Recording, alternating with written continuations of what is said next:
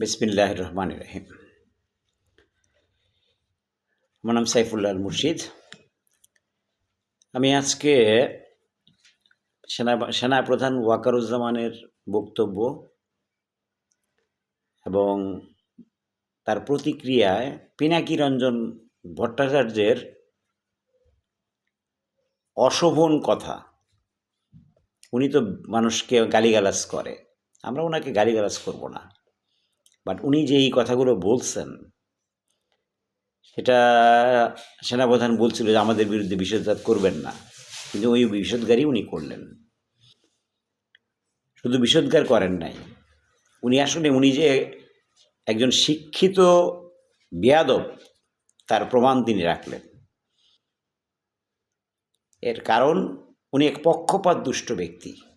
পক্ষপাত দুষ্ট মানুষ কখনো কি দেশের জন্য ভালো সমালোচনাও করতে পারে না। যেমন উনি কি মাসুদ কামালকে নিয়ে বললেন ইন্ডিয়ান র এজেন্ট।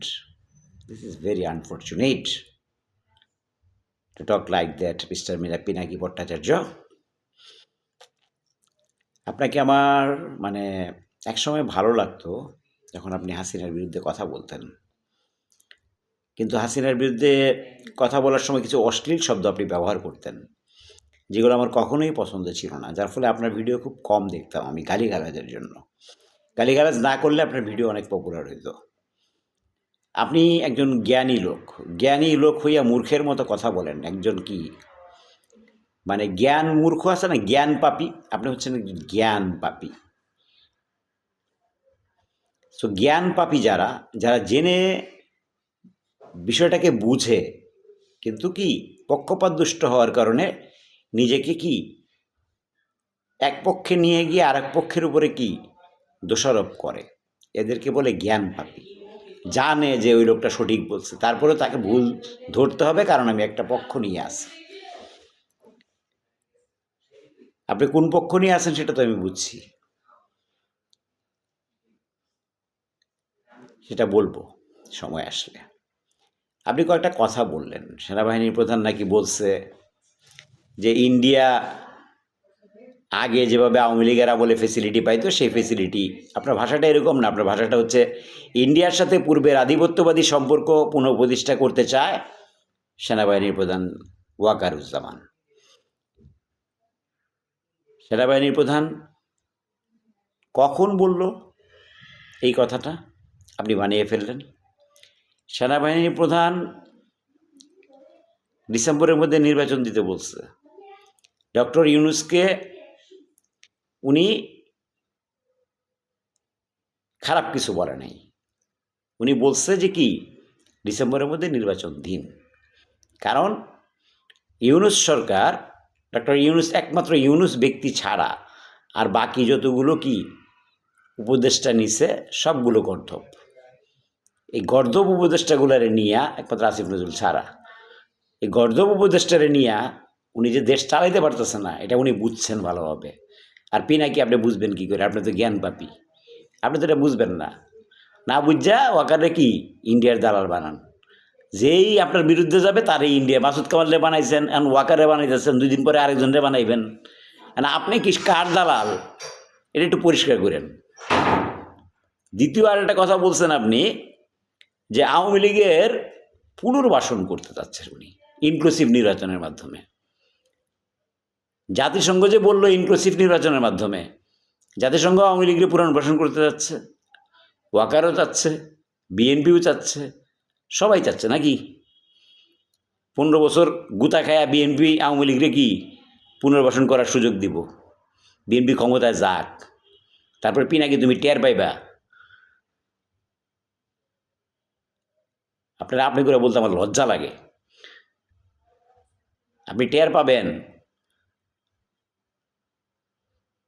যে বিএনপি আওয়ামী লীগের কি এই বিচার কার্যক্রমকে আরও কত পরিষ্কার, আরও কত সশৃঙ্খলভাবে আগায় নিয়ে আনে। আপনি আরেকটা কথা বলছেন যে বিডিআর হত্যাকাণ্ড উনি ফুল স্টপ দিয়ে দিছে। উনি ফুল স্টপ দেওয়ার পরে আরও বোধহয় একটা কথা বলছে যে বিচার কার্য চলমান এবং তদন্তও চলমান। এটা অবশ্য উনি বিচার কার্য যেহেতু চলতেছে এটা উনি না বললেও পারতেন, এটা আপনি বলতে পারেন যে এটা উনি না বললেও পারতেন, কিন্তু উনি পরিশ্রম দিতেছে কোথায়, যে অ্যাকচুয়ালি হত্যাকাণ্ড তো বিডিআর সোলজাররাই ঘটাইছে। এখন সেখানে ইন্ডিয়ার র ছিল কি না এগুলো তদন্ত সাপেক্ষ ব্যাপার। এই 6 মাসে আপনার সরকার আর কি, ইউনূস সরকার কি করে নাই, এটার বিচার নিয়ে তদন্ত শেষ করে নাই 6 মাসে। 3 মাসের সময় আরম্ভ করলে 3 মাসে কিন্তু অনেকটা আগায় যেত, তারা করে নাই। 4 নম্বরে আপনি কি বলছেন, ডিজিএফআই, এনএসআই, পুলিশ এরা সবাই, উনি ওয়াকারুজ্জামান বলছে এরা সবাই প্যানিকের মধ্যে আছে, আর আপনি ওয়াকারকে কি বললেন, এদেরকে ডিজিএফআই, এনএসআই, পুলিশ তাদের বিরুদ্ধে চলমান তদন্ত বন্ধ করার কথা বলছে। একবার ওয়াকার বলে নাই, ওয়াকার বলছে যে যারা সেনাবাহিনী, এনএসআই, ডিজিএফআই, পুলিশ যারা কি অপরাধী তাদের শাস্তি অবশ্যই হইতে হবে। কিন্তু আপনার এই জিনিসটাকে বছরকে বছর ঝুলিয়ে রাখা যাবে না, তাহলে দেশের কি শান্তি শৃঙ্খলা বাহিনী ফিরে কখনোই আসবে না। এটাকে এই যে 6 মাসের মধ্যে আইডেন্টিফাই করে যারা যারা আছে সবাইকে বরখাস্ত করে তাদের জায়গায় লোকগুলো, নতুন লোকগুলো নিয়োগ দিয়ে দেওয়া উচিত ছিল।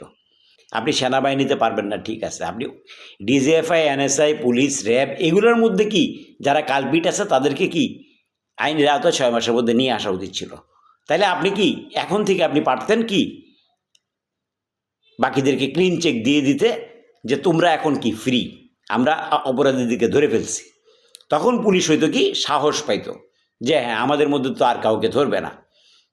এই ক্লিন চেক যতদিন পুলিশদেরকে না দিবেন ততদিন পুলিশ কি ভয়ের মধ্যে থাকবে, আমাকে নাকি আওয়ামী লীগের ট্যাগ লাগায় কি চাকরি থেকে বরখাস্ত করে দেয়।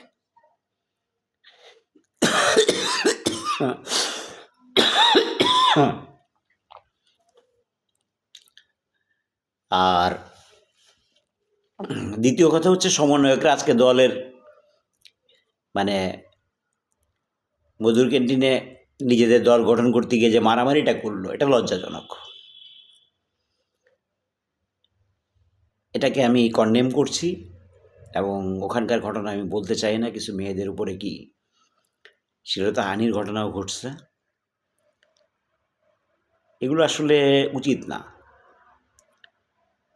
আপনি এক জায়গায় একটা অনুষ্ঠান ডাকবেন, ওখানকার ডিসিপ্লিন, ওখানকার কীভাবে কি করবেন না করবেন, এখানকার যারা নাকি নাগরিক কমিটির যারা নেতা আছে তারা যদি অল্প বয়স্ক হয় সিনিয়র লোকদের পরামর্শ নেন যে আমরা একটা দল করব, আমরা দল করতে গিয়ে কিভাবে কি করতে পারি, সিনিয়র লোকদেরকে আপনার রাখার দরকার নাই, তাদের পরামর্শগুলো নেন আপনারা,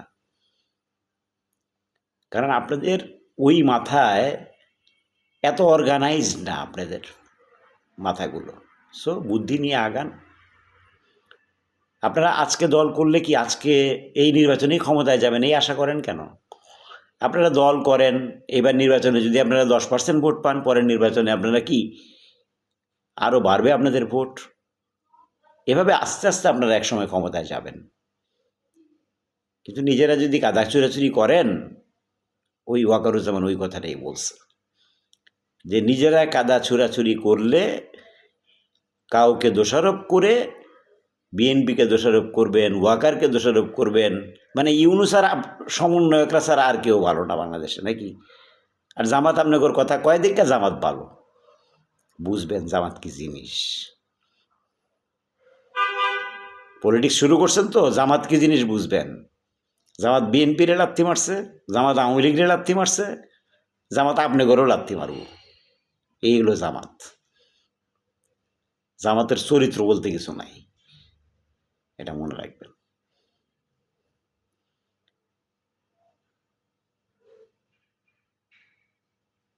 আর এই কথা বলে আমার বক্তব্য শেষ করছি।